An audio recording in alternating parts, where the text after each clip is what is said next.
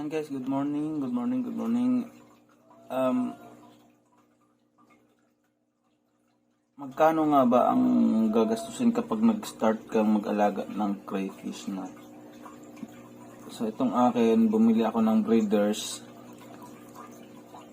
3 pairs, ayan, nagkakahalaga siya ng 1.2 pero maliliit pa lang. 2.5 to 3 inches ang laki niya.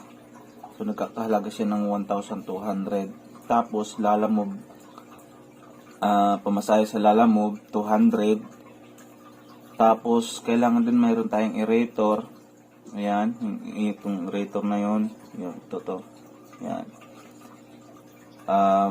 Ang bili ko dyan is 250 kasama ng shipping sa Shopee. Tapos yung ilaw, ayan, binilan ko rin sila ng ilaw para makita ko kapag sinisilip ko sila pag ano. Pero pag gabi pinapatay ko yan guys. Nasa 300 yan. Tapos yung aquarium tank, itong akin hindi ko na ito binili kasi luma ko na itong aquarium, dating may isda ito. Kaya lang wala na yung mga isda ko, kaya crayfish yung pinalit ko. Pero pag wala pa, kung bibili ka nito, nasa 600 ang halaga niyan. No?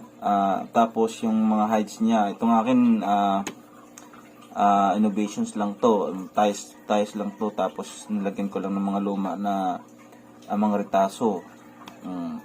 Pero kung wala, bibili ka ng PVC, nasa 130 yon. Tapos feeds. So, ayan, ang total noon lahat nasa 2,730.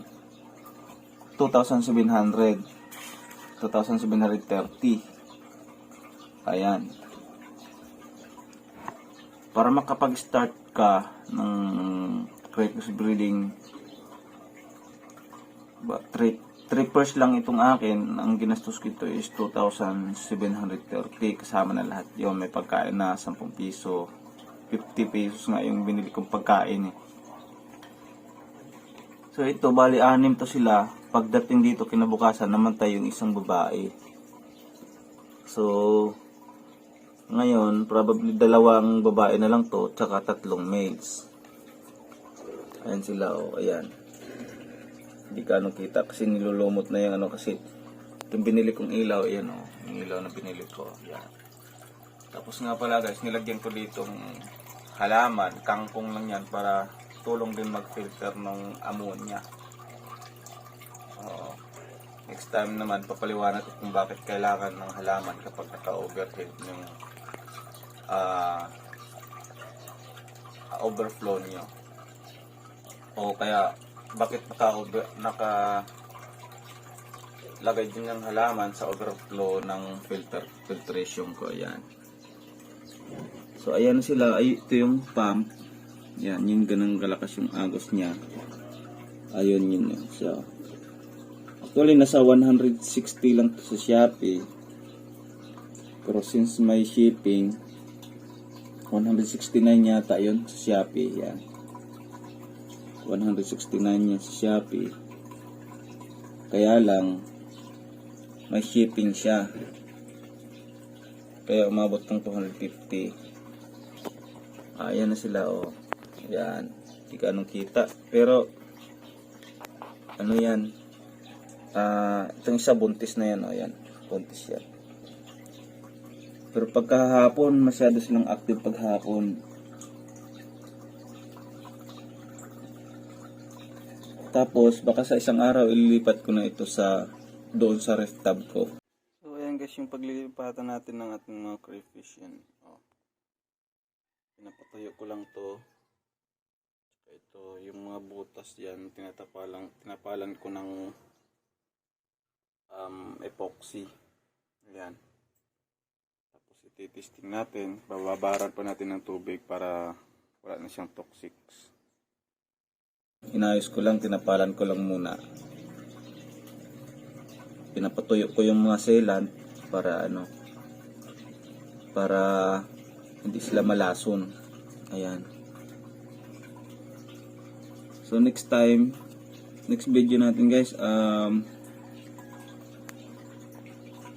talakayin naman natin kung bakit, ano yung mga hindi pwedeng gawin kapag tayo ay mag-umpisa. Crayfish keeping, yan. Kagaya nito, yung paggawa nito, isa rin to, yung paggawa nitong tubo na yan, pagdugtong na yan, isa rin yan sa dahilan kung bakit namamatay ang mga crayfish natin, yun.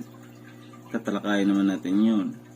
Tapos yung dyan, yung ito, ayan, papaliwanag ko din yun. So ayun, yun lang, nirecap ko lang yung gastos ko, nakita ko lang na ito nakalista, o ayan. Yan, nakalista yan. September 12, so bali 2 linggo na siya ngayon. Ito yung sa aquarium lang na 10 gallons. Yan. Pero ililipat ko to sa ref tub ko kapag natuyo na yung pinantapal ko doon na epoxy.